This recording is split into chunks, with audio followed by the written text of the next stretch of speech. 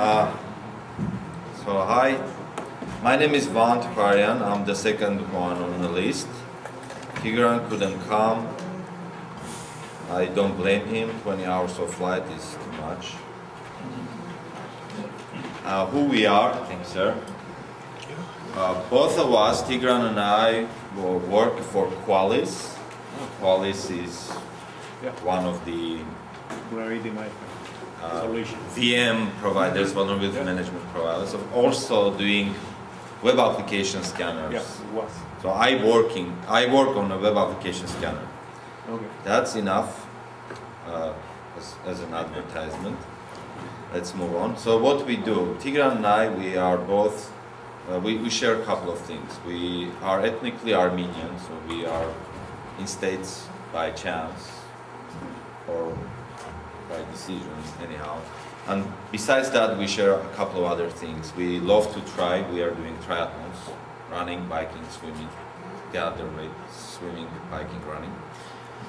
And we break stuff, and sometimes we also fix stuff, very rarely. We are also interested in time travel.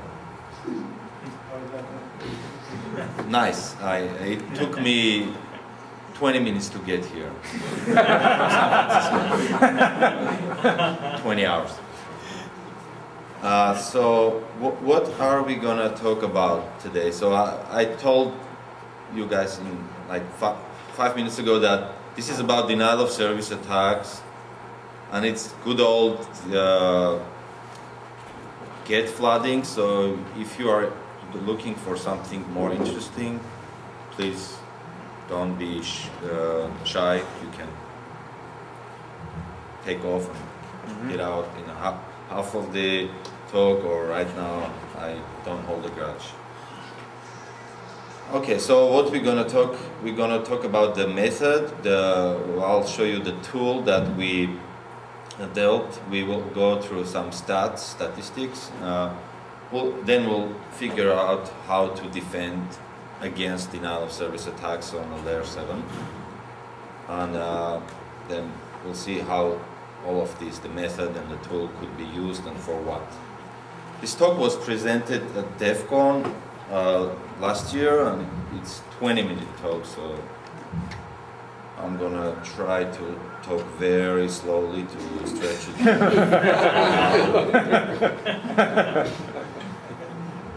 But I mean, we improved on the talk, so we added the defense stuff. So why? Why did we decide to talk about this or do anything? Does anybody know what is this? Time travel machine. Time machine, exactly. Sorry? I think it was Da Vinci's time travel machine. Yeah. So we've tried to buy one of these, but they don't work. So then we decided we're gonna make our own. So creating time machines is tough. Is it time consuming?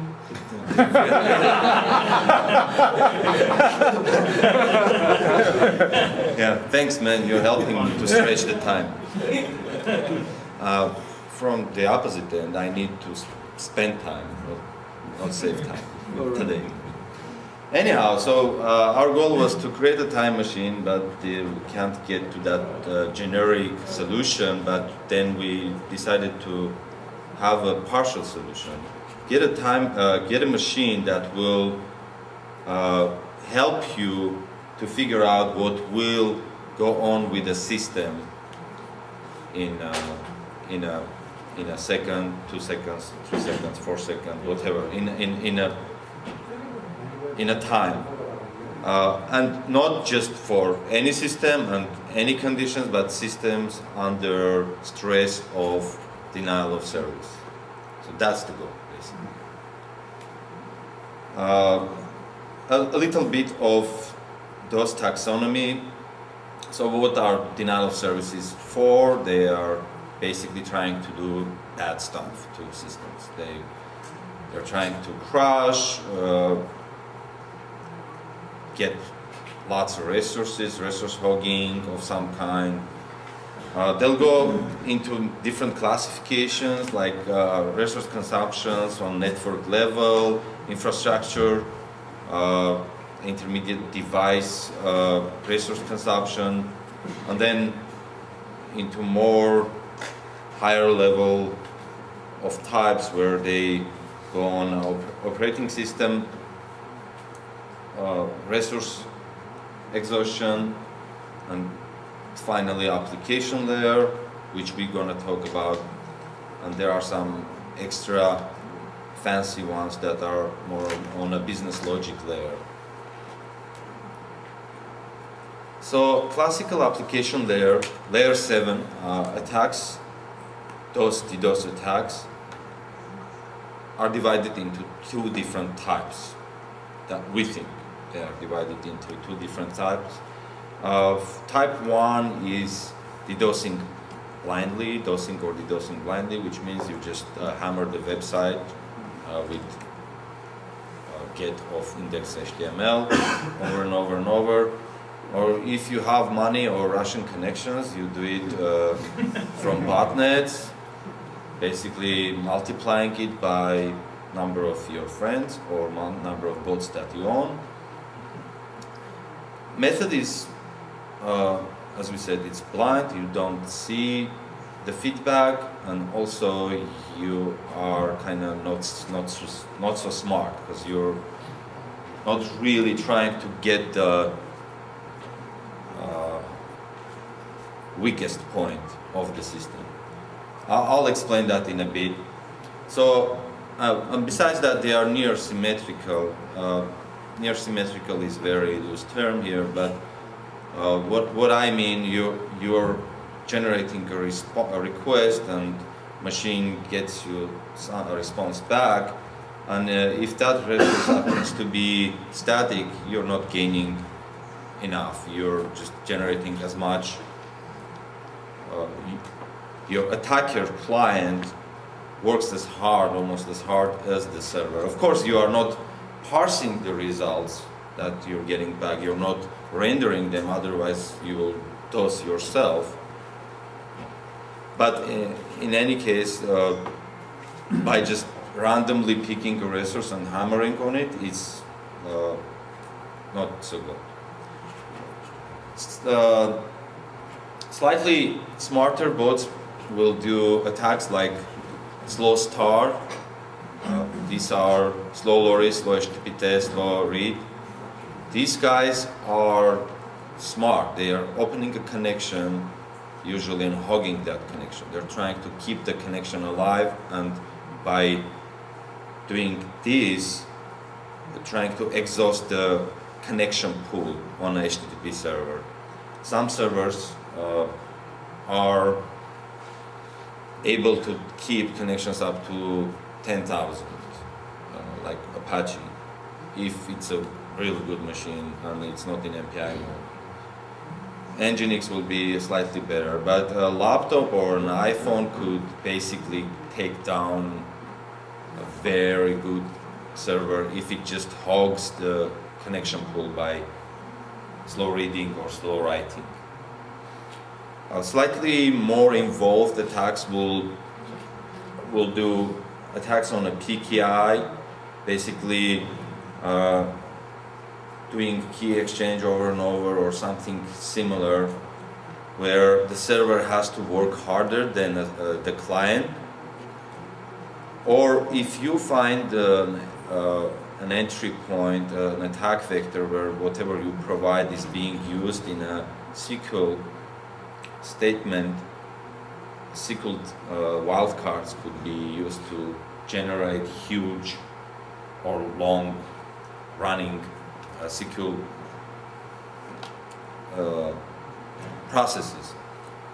And finally, WebSockets, very new technology coming from HTML5, also opens up new can of worms. If you guys seen me last year here, I talked about WebSockets last year. By the way, nice to see you all back. Nobody? All right. Anyhow, so with WebSockets, who knows what WebSockets are? One person, and that person was here last year. I remember him. Yeah. So with WebSockets, you don't have to try to create a full-time connection. So WebSocket gives you a full-time connection to the server, where slow HTTP tests, slow read, slow loris, and slow read are trying to hog a connection by keeping the connection alive. With WebSockets, you don't have to do that because the connection is already on all the time. That's by spec. So where slow loris and slow HTTP tests are trying to abuse the server by working around this HTTP protocol, WebSocket provides you as it is. And if you try to open thousands of WebSocket connections to a server from a tiny laptop or mobile phone, you will be successfully taking down the WebSocket server if it's not engineered well. And a majority of them, as of now, are not. Some other exotic level 7 denial of service attacks, as we talked, as I mentioned, SQL wildcard using %sign in a query, you will get it run long or hard on your server. Imagine combining that attack to a generic algorithm that figures out the pattern, exact pattern that will load the server more. If an attacker could run that iterative analysis on your server and find the query that takes longer and longer by evolving, he will not only find the weak spot, he will improve that weak spot and will take your server down by a couple of threads just running that query over and over. Some other kind of exotic and interesting level 7 attacks are putting too many items in a shopping cart and causing your checkout system to crash and effectively taking down your e-commerce website. And other things that are pushing the boundaries, like logging, if you're abusing logging or abusing the memory. So what is the method that we are trying to implement here is not exotic, which means we are not trying to do any kind of genetic programming or business logic analysis on the attack. And it's not slow star attack, which means we are not trying to hog the connection. We are not trying to exhaust 20K limitation of HTTP connections. Because I'll show you an example, but there are systems that only 7 threads, 7 simultaneous HTTP requests will take those systems down, and you don't need 20K connections. You just need to find that magical URI that you need to hit, and then you hit it. Not in a massive parallel manner, but just a couple of threads. So resource consumption is HTTP, client and server resource consumption is asymmetrical by nature, and what we are trying to do, we're just trying to enlarge that divide between server and client resource consumption. So all in all, the method that we have is a good old get flood with some analysis before the attack phase. So in few words, what the tool is doing, it is spidering over the website, trying to figure out the resources that have the slowest transfer time. Then we are calculating the average speed of transfers, and by having an assumption that slot transfer time, not the overall transfer of a resource, but slot transfer speed, is indication of CPU or DB usage on a server side. Let me explain it once more probably. So what we think, if network latency is constant for big sample rate, the variations you will see from resource to resource in a transfer speed, not transfer time, transfer speed, are results of a CPU load or a DB load. So resource size is insignificant. What is significant here is how much server hurts before it gives you response for the given URI back.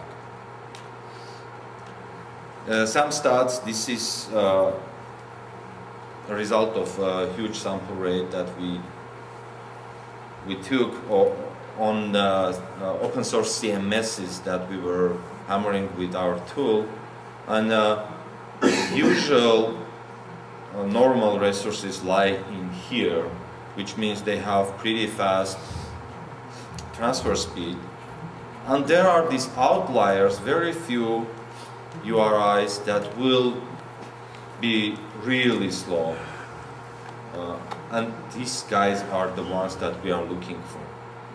If we could find these guys, we can hammer them in few threads and the server is done.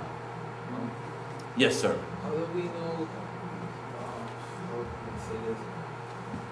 How do we know how good is that time? Because Sure. Because you will have fluctuations, it will be up and down, yeah, you will have network delays. yeah, but how good do you know that time that you're getting is good to We don't. make the attack? Yeah, we don't, and that's why we run some more analysis. We will push the candidate resources over and over, and we will have statistical analysis on them to figure out if the data that we are getting is accurate or not, or if it's statistically accurate or not. But you're right, we could be wrong if somebody puts in their PHP code sleep or something, and just resource sleeps a little bit and gets back to you. In that case, we are fooled. But there is a remedy to that too. We'll talk about that a little later. To figure out if whatever you're hitting is really a good candidate or not, there is another way. If I don't mention it, let me know, because I may skip over some stuff. So this is all mathematical mumbo jumbo that my friend wrote here. I don't understand anything in it, but the gist of it is that if you want to be sure, you run statistical analysis on it, and the more samples you get for each particular URI, and they are more consistent with each other, the more assurance you have that you are hitting the right one. So that's this part.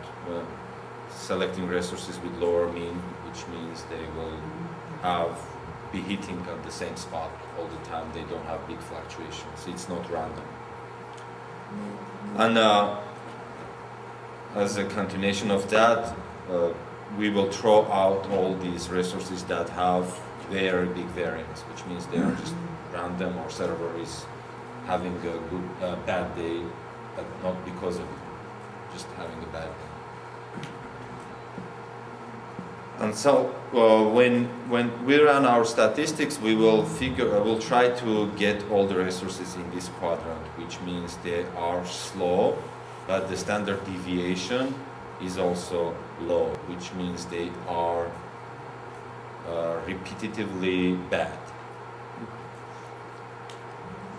A little demo, if it works.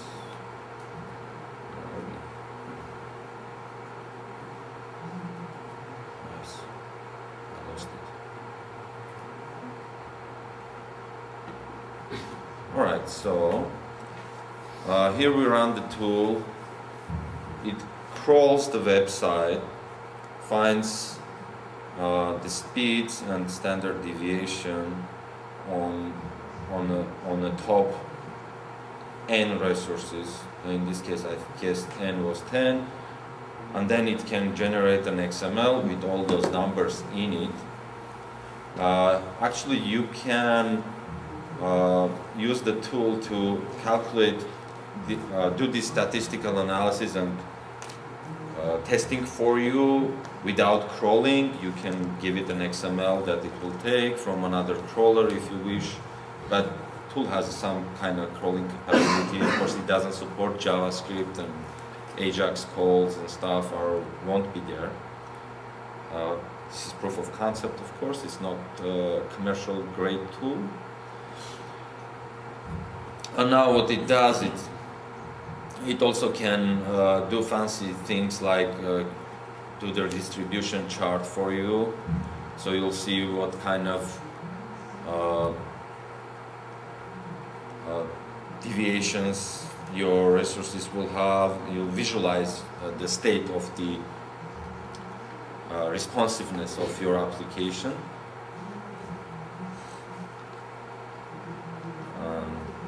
This is not a live demo, as you see, because it never works. Sometimes even videos don't work, as it is right now, I think.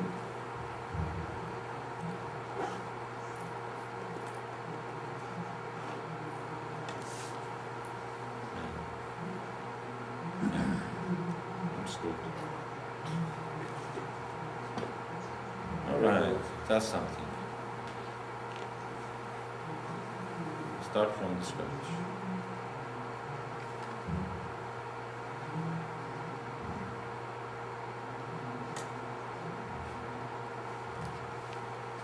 Sorry about that.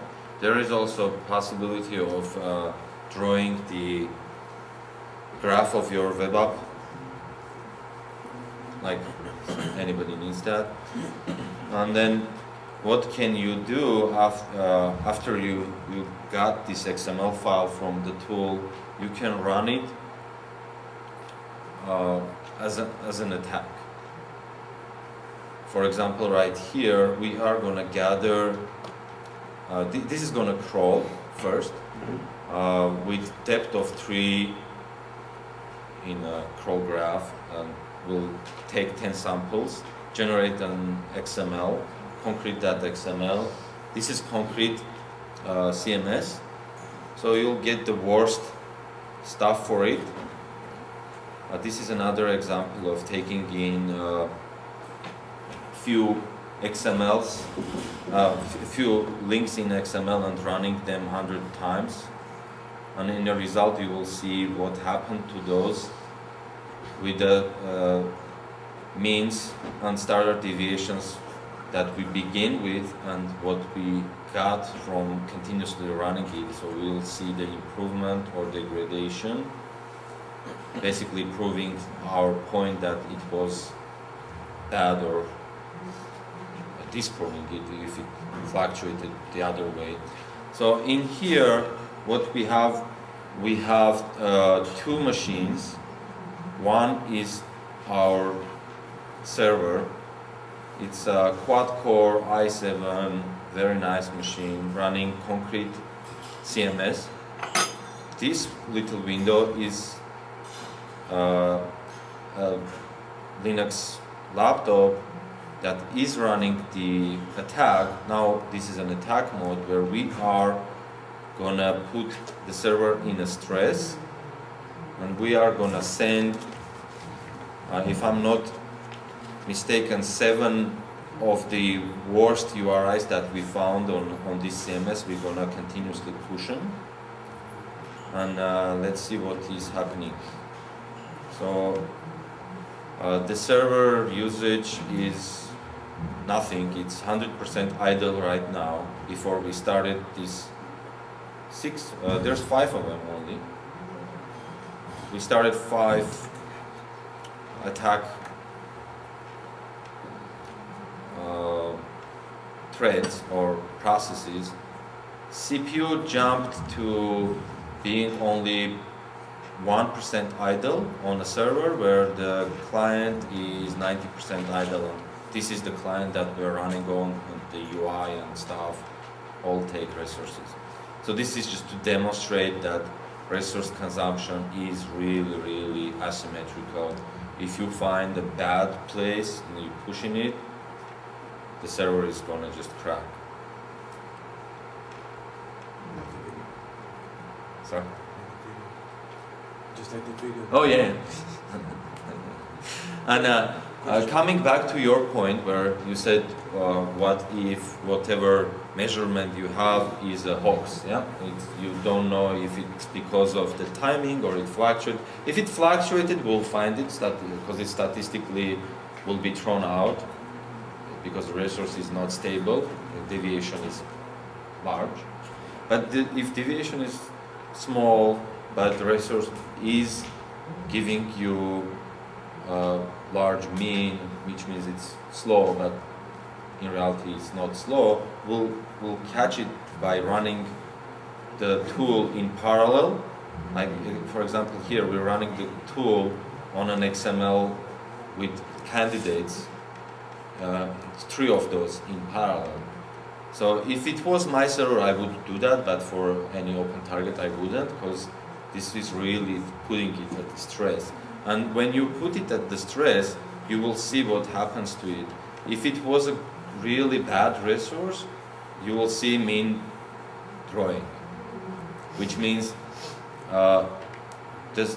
you are pushing the server to run more CPU cycles or something that causes the delay to increase. If the delay was just asleep, it wouldn't increase by that. But if it was real resource consumption triggered delay, the parallel run of a couple of attack threads will show you improvement, not improvement, degradation of the service. And you'll see this number growing. But in this case, the standard deviation also grew, which means probably not a good candidate in this case, because from 3 it grew to 6, which means it's fluctuating a lot. Even though it grew, the load on the server grew, but it's insignificant compared to standard deviation. So it's an art to figure out what's going on. You mentioned concrete as a CMS. Yeah, the concrete CMS was the one that we were running with 5 CPUs. 5 threads on a client, and server died. Server went 100% by just pushing one URI. Not one, but few URIs that we found that are really big resource hogs. Right, moving on. So, how do we defend?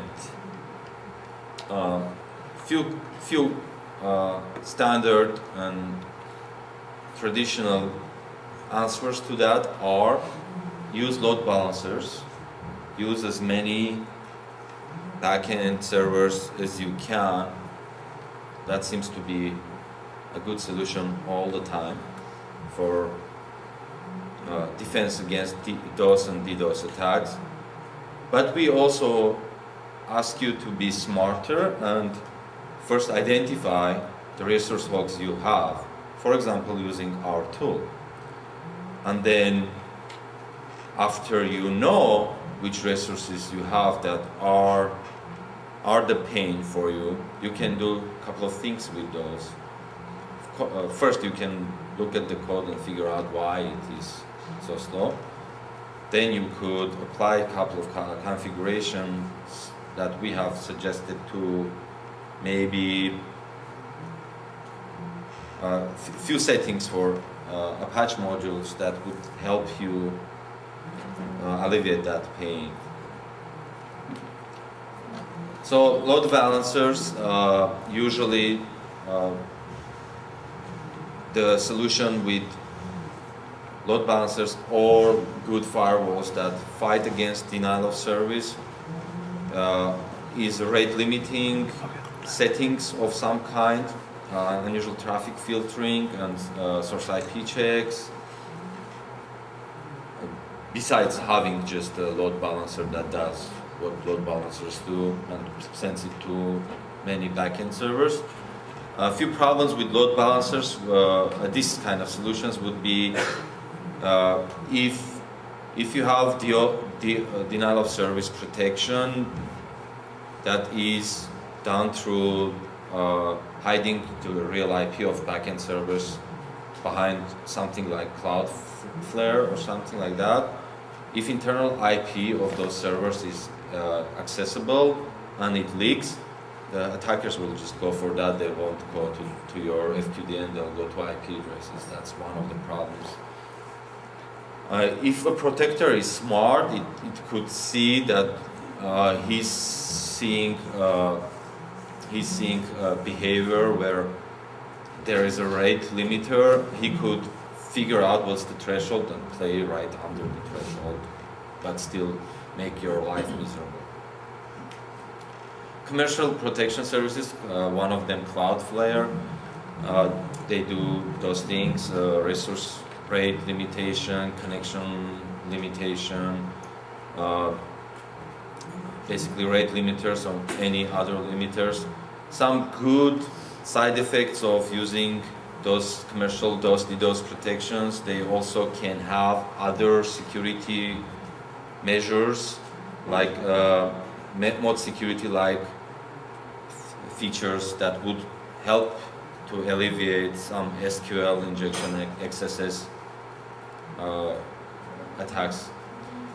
The bad stuff about those is cons basically is that they cost a lot. For a good solution you pay $150 or more per month, and we talked to a couple of real life users of those systems and they complain that they say our website is using its usability, user experience is hampered if we are behind those protection services, because they do these captchas or delays on the initial load and stuff like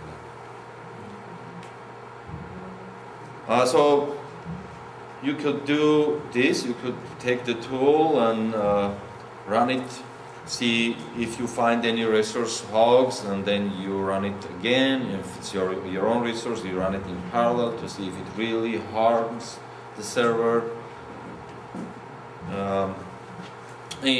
Ideally the tool would be so smart that it would also generate settings for those protection modules like mod security or any other Apache modules or HA proxy or whatnot.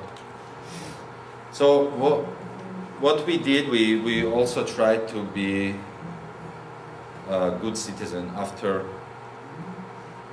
basically showing you how to hack other people's servers or your own servers. We now gonna show you how to protect your servers. So what we did, we took a plain Apache on a strong machine, and we got it hammered by our 10x parallel clients. This is running the same concrete CMS, and we got CPU utilization of 98% on the server, and it is running the tool with results from itself. I mean, the analysis stage. Those are the bad URIs that it found for concrete.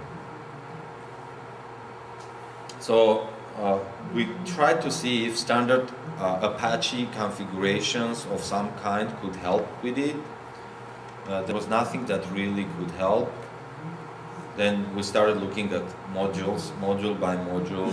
Mod security seems to be good. It can do some stuff. It will take CPU utilization down to 0, but it is real crude and will throw away all the violators right away. So basically, one of them is I guess, yeah, this security rule will block the IP for an hour, I guess. Or no, it's 3,600 IPs. Anyhow, but if it sees offensive IP that it pushes too many requests, it's gonna close it down. But the bad thing about it is those resources are so heavy that you don't really need to push it that hard. You don't have a request rate of that high, so you have to really not dial in the limiter, and that may cause complications for real life users. Similar module, easy to set up. So again, very crude limitation, connection per IP. If it goes more than the X, it will just drop them. Works if you are under attack. If you want to quickly close the attack, but real life it's gonna mess up lots of things. Again, similar ModQS has the limiter set. This other benefit of it will also alleviate slow start attacks, slow HTTP read, write, slow HTTP headers with this directive. So you can use one mode to fight almost all layer 7 attacks.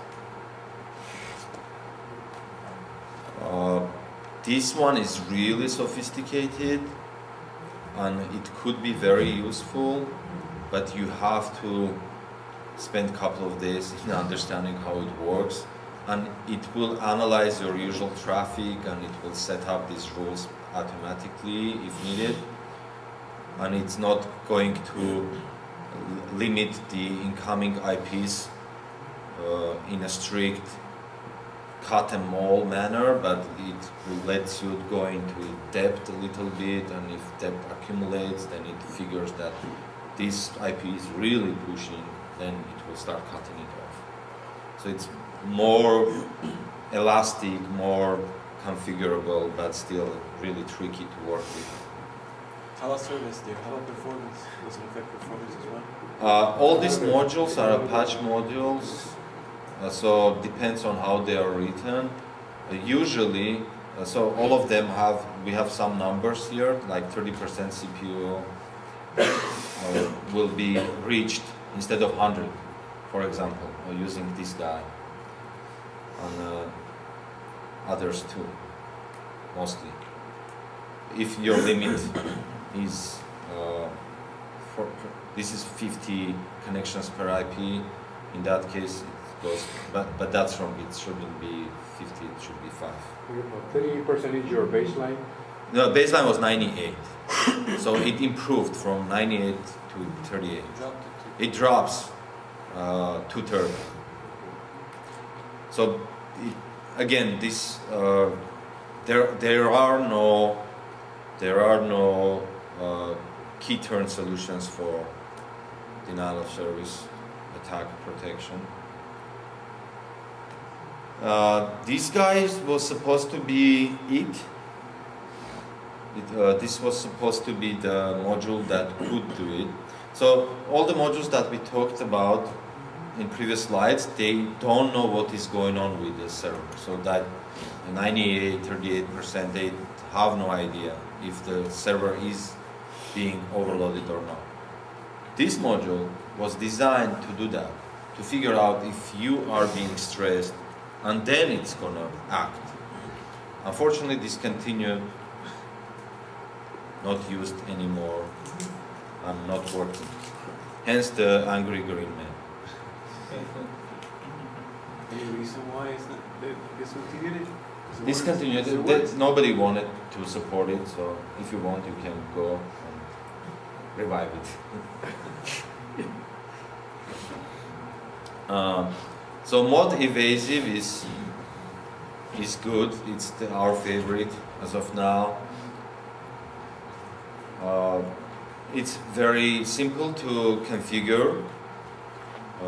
Really works and has these controls of limiting for a period, which means you're not gonna affect the real users too much. So if you're blocking them for 10 seconds or something, it's gonna be fine. They'll refresh and they'll come back. But attackers will suffer. Yeah. So what if you're trying to protect against get flooding, the attack that we showed, and slow star attacks? Good thing is that plain old Apache config will help you to set limiters for timeouts and keep alives, and there is no conflict between these guys and any of the modules. You can pick any of the modules, play with them, but also get protection from slow read and slow lorries using this. No conflict. Another very interesting module doesn't have anything in common with DOS or rate limiting. It just could be used probably to protect against malicious IP addresses that are trying to get you, because it's using honeypot to collect data. It uses Project Honeypot to get list of offenders, and it could take those offenders and blacklist them for you.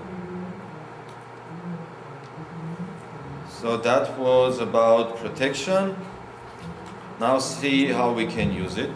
We can use it for good, which means when you're on the website or you're hired to test it, you run it and figure out what are the CPU or DB hogs on your server, and you fix them. You can use it for bad. You can use that iterative analyzer that really stresses the server and figure out if you're really getting it. But that's probably violation of all laws. You do it only on your server, maybe. And then you can do the Russian way, where you do the thing from botnets. You Russian. Don't do that. So these are all empty promises here. These are the things that we promised to do and we didn't. Probably we will. So basically that automated attacker service degradation measurement should be automated. And it shouldn't be art. It should run and give you yes or no. Did this resource really push your server down or not? So your measurement should show that. So that's what we are planning to do, and also try to incorporate SQL wildcard usage. If it finds a submission of some kind entry point that has SQL wildcard injection possibility, inject the SQL wildcard and see how it behaves, if there's degradation or not. We need to figure out what really happens with good load balancers.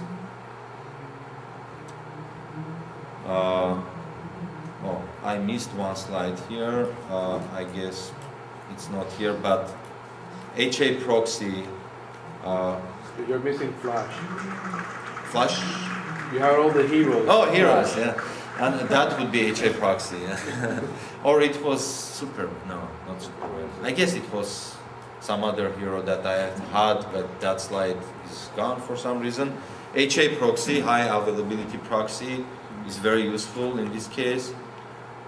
when one of the big benefits of it would be, besides rate limitation, you could also segregate your resources. Dynamic resources go to different pool, static go to another pool. You have different limiters for static and dynamic content. That way you're not limiting your users from hitting index.html really often and fast, but you're limiting everybody on your large queries like searches and checkouts or whatnot. And that was the best tool we could find. HA proxy, sorry, I missed that here. So that's all. Thank you very much. And this is the GitHub URI for the tool. You can download it, play with it, improve it. References about all the tools that are mentioned here. Yes, sir. Would you mind giving us a link again? Qualis/TimeBandit on GitHub. Thank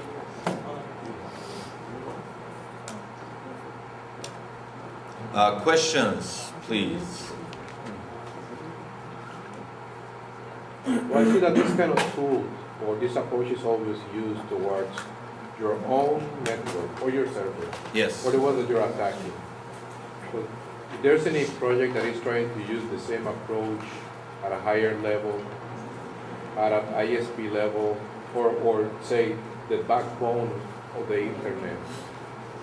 Because obviously, if you're having traffic from 20,000 computers at once, probably bots, whereas in an hour before, earlier, there was none, obviously it's been an attack. Yeah, but that would be just by looking at the traffic and the rate of traffic.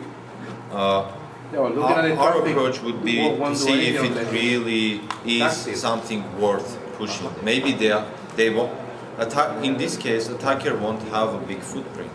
The traffic wouldn't look weird. It's gonna be 5 requests per second or something, but it's gonna take down the server.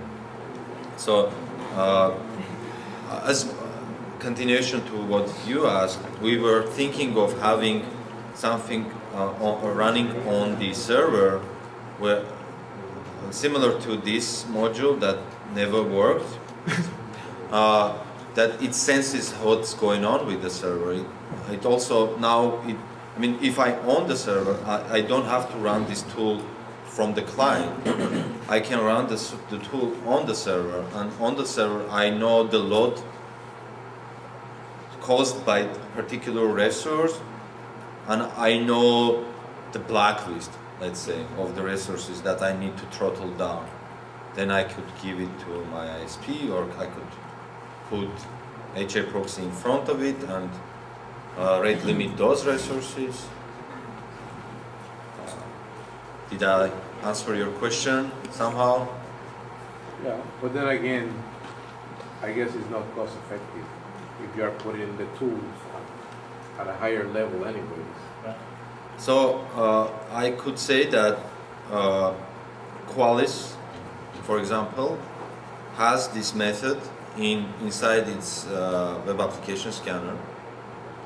So let's say there is a hosting company that wants to be vigilant and uses Qualis and scans all its clients that host on his servers.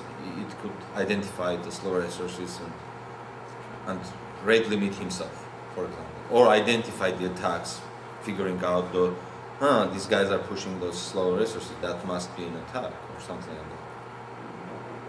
So it could be done. There is tool commercially available for that, and open source tool. Just means how and who is gonna incorporate in its workflow. Thank you. So I guess that's it then. Thank you.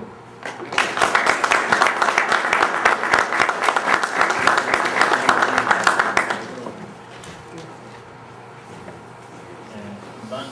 Yes, sir. I was about to ask a question. You said earlier that Cloudflare, the hosting, the cloud provider, they use similar techniques to this because I've seen they have services to try to